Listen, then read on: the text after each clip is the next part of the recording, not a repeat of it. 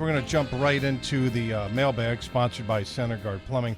Talked to a veteran this past week. He was in a Chapter 13. He lives in a $600,000 home up north in the northern suburbs. He owed $420 on his mortgage. He had a forbearance during COVID because he worked for the government. And as you know, during COVID, everybody was laid off, and he did a forbearance. So he had $20,000 on the backside of his $420,000 mortgage that we have to take into account. And he had $98,000 that he did in a Chapter 13 that he filed in December 2025. Okay, so far so good. He had like a 4.5% loan.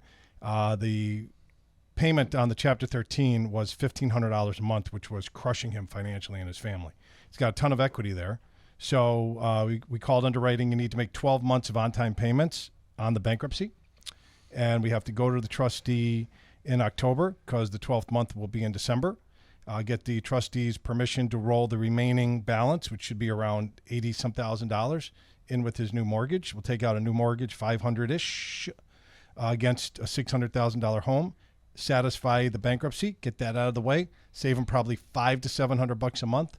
So that's what we could do. Plus, he was 50% service-connected disabled. Introduced him to Mike Houston because he had questions about his real estate tax deduction. He got $5,000 off his assessed value. So Mike Houston, big shout out to Mike Houston of Lindholm Roofing, who is our veteran helper here on the show, to help him out. So just want to put that. Big changes coming to condos.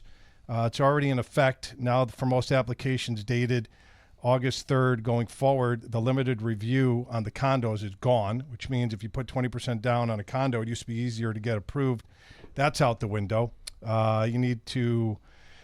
Condos are going to be looking stronger at condos, closer at condos. So if you're in a condo, it's going to get worse come January 4th, 2027. Instead of 10% set aside for future maintenance, they're going to want 15% of the annualized budget assessments set aside for maintenance. It's going to be a major, major problem.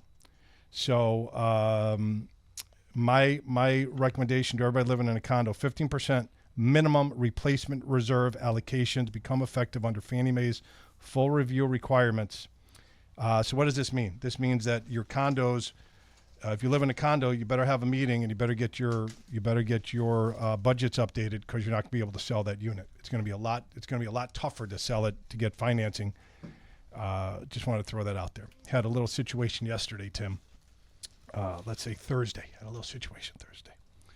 We got a rush transaction. He's listening right now. His mom referred us to him. They wanted to close in 15 days. Fine, no problem.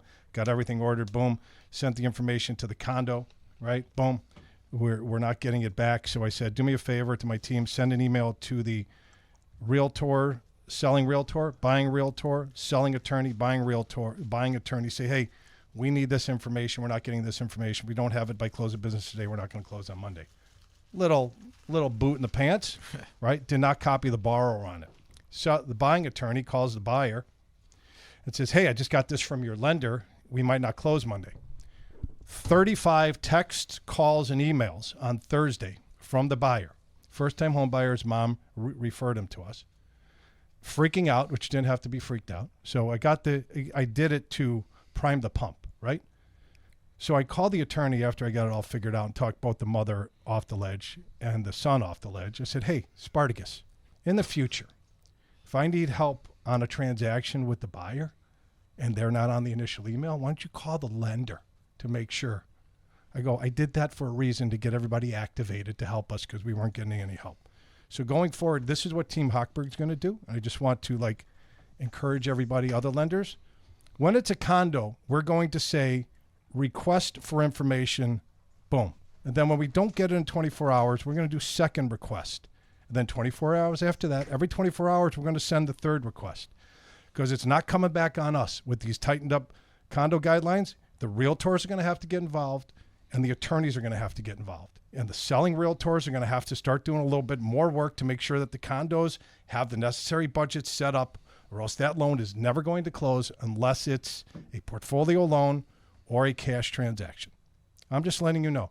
So every single day we're putting out second request, third request, fourth request, fifth request. So when it comes back to us, let me just put it out there. We ain't closing without the financing, okay? And typically the mortgage guy is the one making the least amount of money on the transaction. So if you want the money to flow, help us prime the pump and get it done. So just be prepared. That's what's coming. We're not playing anymore. And last but not least, I love when you take charge, David. Who are they going to blame? They're going to blame you. They're going to come to me.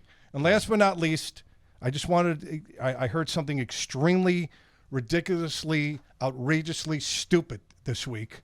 And that's the only proper way. Was it from me? No. Okay.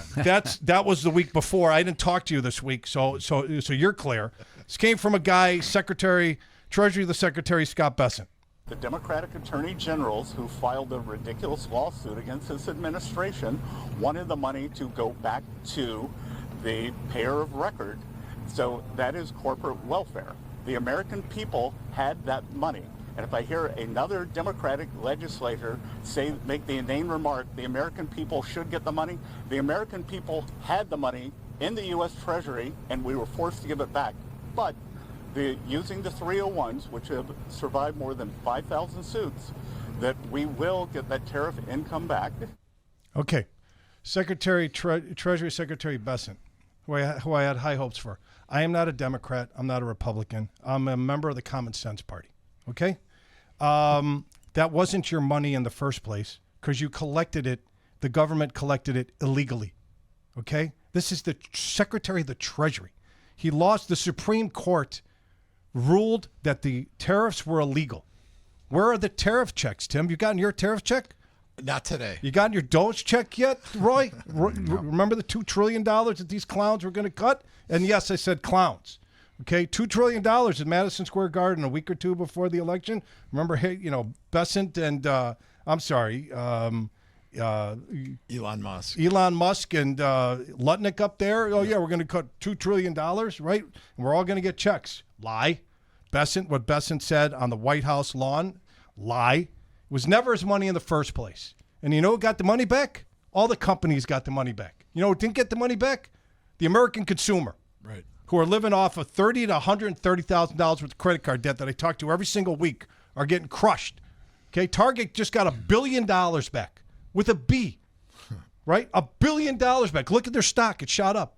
How about the people that went to Target and spent the extra money because Target jacked up the prices? See any Target sales recently to get those $1 billion back, Roy? I know you go in there for bonbons and underpants. Because that's I run in Loran there in the men's underpants aisle. It's fine.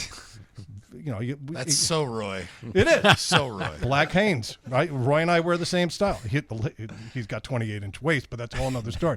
It's a bunch of crap, and they're feeding the American consumer. It's a bunch of crap. Stop lying to what's going on, okay? And I put it out there because I want to educate our listeners as to what's happening. And the reason the mortgage rates are going up is because the bond traders who control the mortgage market are hearing this crap and are not buying it. And they're saying, okay, that's a lie. That's a lie. We're tired of the lies. You want our money to fund your government. You're going to pay higher yields, which is going to run the mortgage rates up. It's really that simple, everybody. Right, Tim? The 10-year bond is at 4.7 something. Right. In February, we were at 3.98 something. What's higher, Tim? Is 4.71 greater than 3.95? I don't have my calculator, but yes. The answer is yes. Yes. Okay. And that means, break it down, the American consumer is paying higher mortgage rates.